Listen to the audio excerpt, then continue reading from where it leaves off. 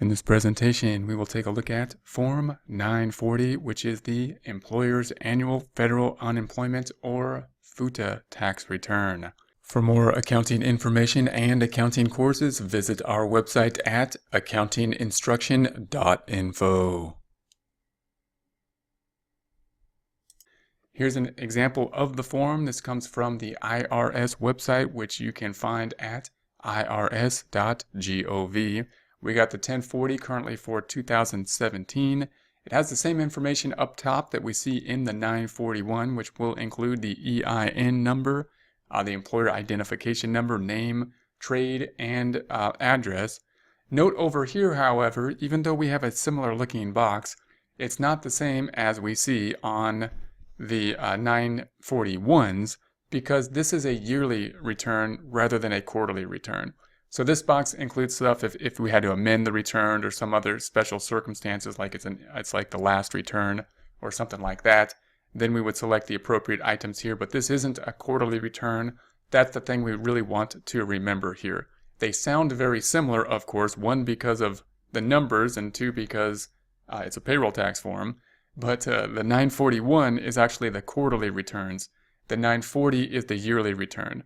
So it also seems kind of funny that the 940, the thing we do at the end of the year, has a number that's before the 941s that we do on a quarterly basis. Note that they're not related in many different ways. The 940 at the end of the year, in other words, it would make sense for us to think that the IRS would want us to make a 940 return, 941 return quarterly for 4 quarters, and then resum up that data again in the yearly return, in this form, the 941.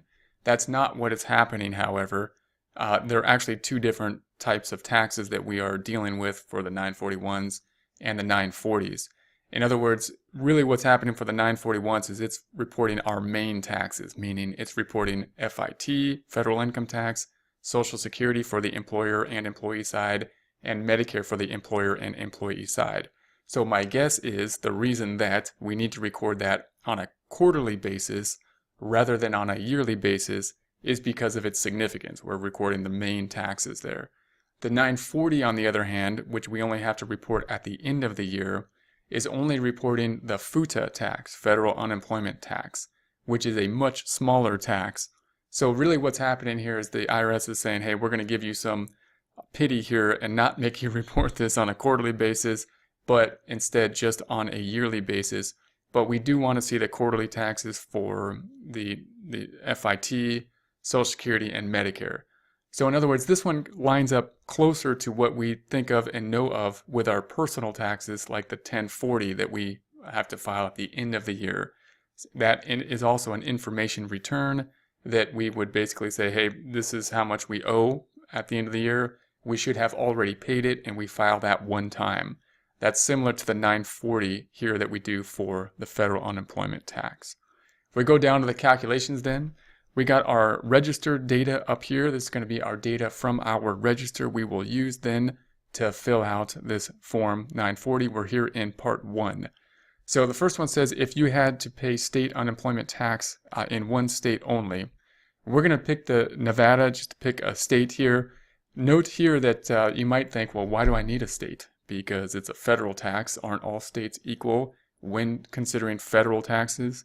But note that the FUTA taxes, the law got kind of mixed up with the state taxes, meaning the FUTA tax is lower if you paid SUTA tax. In other words, the state would have to have a SUTA tax law to pay the SUTA to get the lower rate for FUTA, which most states did, and therefore, in essence, will have a lower rate of FUTA. So when you think of FUTA, we really are applying a lower rate, a pretty low rate, but it's only applicable if we're paying SUTA taxes generally, and that would only be applicable if the state had a SUTA tax, which because of that requirement, most states do. So we're just going to pick a state here. That's why we need a state. And the B says if you had to pay state unemployment tax in more than one state, then we'd have to make sure that, again, we kind of paid the SUTA tax to calculate the FUTA at the lower rate. And then 2 says if you paid wages in state that is subject to credit reduction. So we're not going to deal with that here either. So then we have the total payments to all employees. This is going to come from our earnings record. So we have the 241,206 from the earnings record. It's not going to differ then, in other words, we may have different types of earnings wages if we're talking about FIT earnings, or if we're talking about OASDI earnings, it could differ. We're just going to take the total earnings typically here for the FUTA earnings. Next thing says payments exempt from FUTA tax. In our example, we don't have any exempt payments from FUTA tax. Line 5 says total of payments made to each employee in excess of $7,000. This number can be confusing because it's often not the number that we have calculated when we're calculating our payroll calculations. In other words, we didn't really calculate the amount that would be over the $7,000 for each employee and therefore not to be used within the calculation for the FUTA taxes. We calculated the number that would be included, in other words, the wages for FUTA, so then we can use that to calculate what the FUTA tax would be.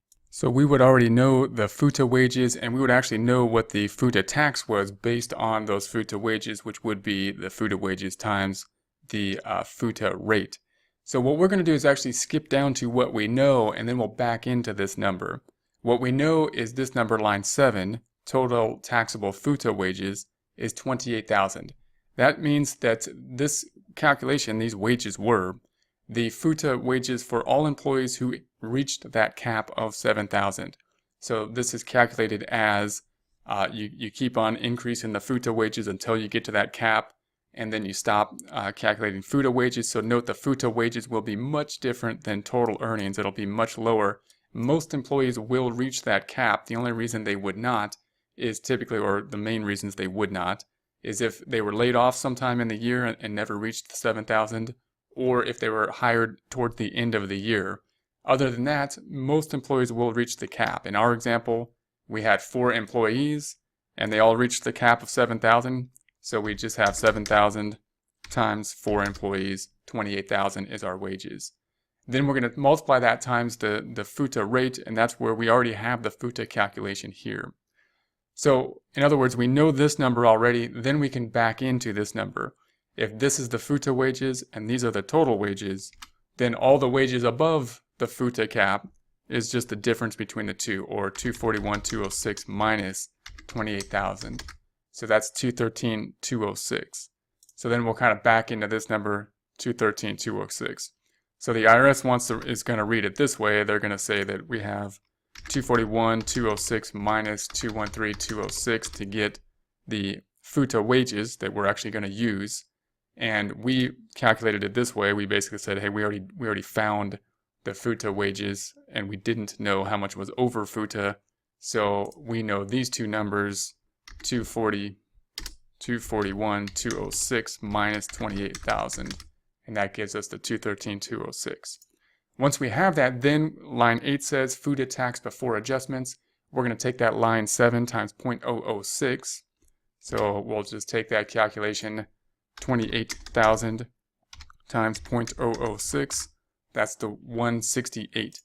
And we can already probably have that on our worksheet. And note that this will be a worksheet, not part of the register. The register shows the net pay, the gross pay to the net pay. And this is an employer tax only, and therefore we'd need a worksheet that would probably be included to the register calculation. So there's our 168.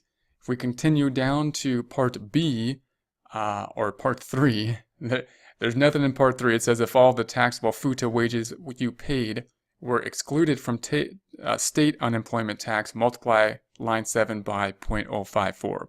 In other words, if there's an issue where we didn't pay state SUTA tax, we would have to pay more FUTA tax because FUTA is tied to SUTA. So if we paid the state tax, then typically we have this nice low FUTA rate. If, on the other hand, for whatever reason, we did not pay SUTA tax, then we're probably going to have to pay more for FUTA. We're not going to deal with that in our example. We have then line 12, FUTA tax after adjustments, which will remain the same at 168. Then we have the deposit amount. And just like the 941s, we have to make sure that we know the difference between this amount, the liability calculation, and this amount, which will be the amount we actually paid. They're going to be the same, but in number, but they're coming from different sources. This is us recalculating FUTA, telling the IRS, hey, this is our FUTA liability. Then we should have already paid it in a similar way that we already have paid our taxes when we report our 1040 individual tax return at the end of the year. In this case, however, it should be exact because it's a flat tax, easy to calculate, should already be paid. This, in other words, is just an information return, not a return that's going to tell us, hey, this is how much we owe and write a check for.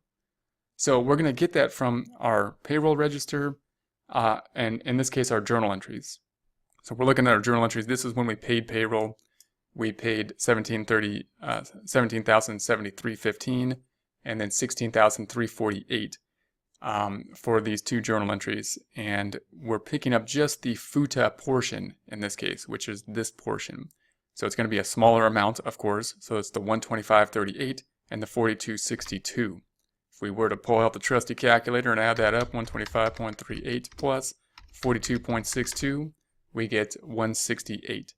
So that is our 168, and that's going to be the amount that will go here on our FUTA return. It will match, it will be the same, and therefore we won't owe anything, but we want to make sure that if we get audited, if they double check on that, that this number is our payments, that we can go back and see if they have been paid. We can also see if they have cleared, if they cleared the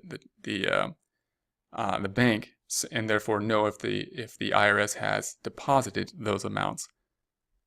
For more accounting information and accounting courses, visit our website at accountinginstruction.info.